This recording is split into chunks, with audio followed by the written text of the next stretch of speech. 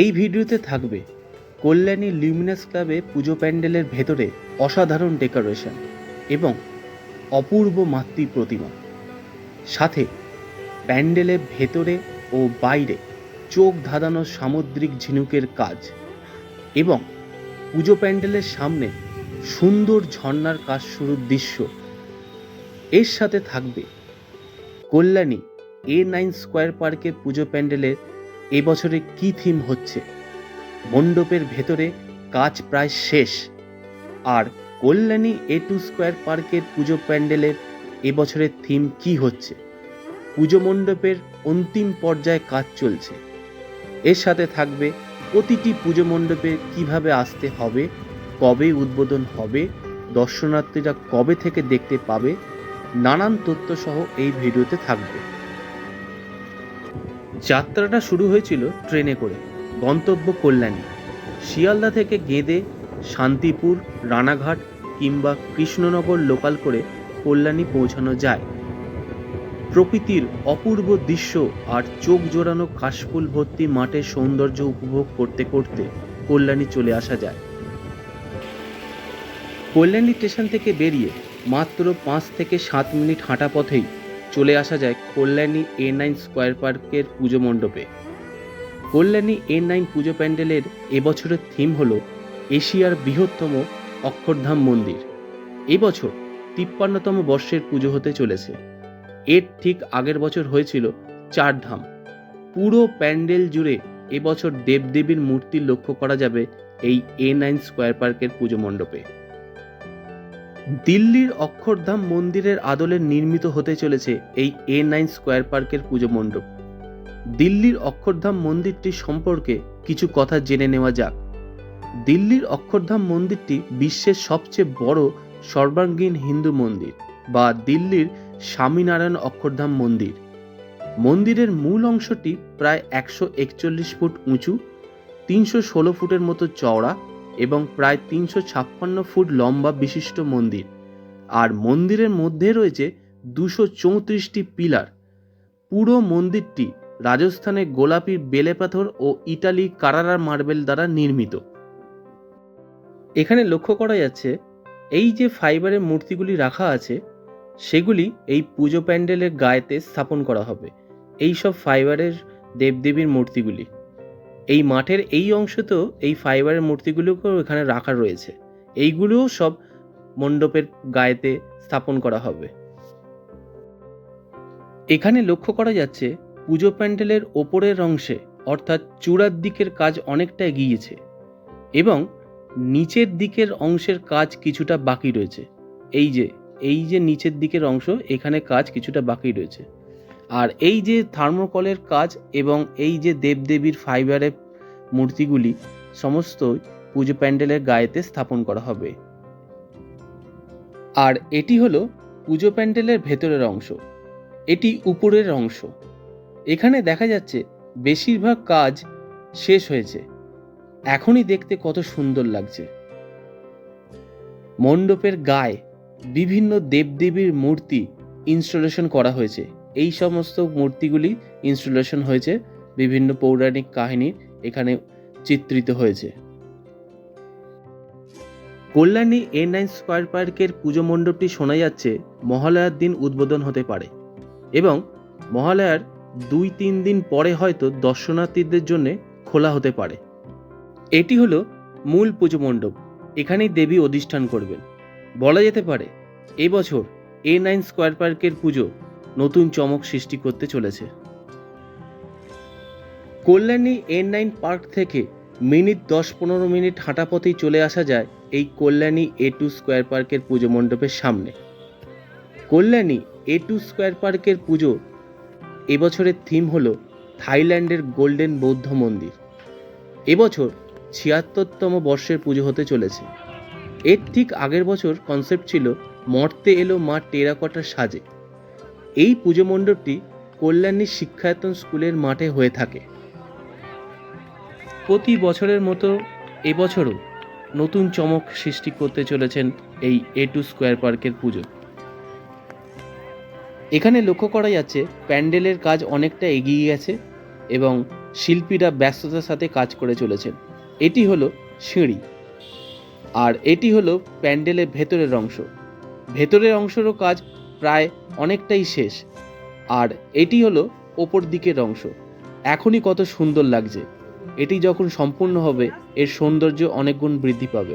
আর এটি হলো মূল মণ্ডপ, এখানে দেবী অধিষ্ঠান করবেন। এখানে লক্ষ্য করা যাচ্ছে প্যান্ডেলের ভেতরের অংশে সোলার কাজ, সোলার বিভিন্ন কাজের অংশগুলি এখানে রাখা রয়েছে। এইগুলি প্যান্ডেলের ভেতরের অংশেতে ইনস্টলেশন হবে। এই পুজো প্যান্ডেলের থিম থাইল্যান্ডের গোল্ডেন বৌদ্ধ মন্দির, তাই প্যান্ডেলের ভেতরের অংশে বৌদ্ধের মূর্তিগুলিকে পরপর করে সাজিয়ে রাখা রয়েছে। এই সেই বৌদ্ধ মূর্তিগুলি যেগুলিকে পরপর করে সাজিয়ে রাখা রয়েছে।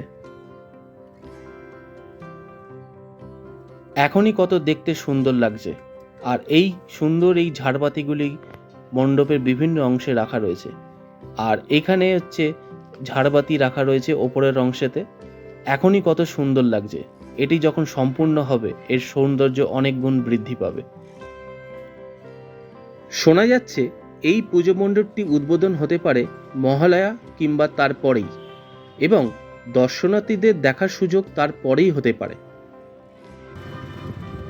কল্যাণী A2 স্কোয়ার পার্কের পুজো মণ্ডপের প্রস্তুতি দেখে টোটো করে চলে এলাম কল্যাণী ITI মোড় লিউমিনাস ক্লাবের পুজো মণ্ডপের সামনে।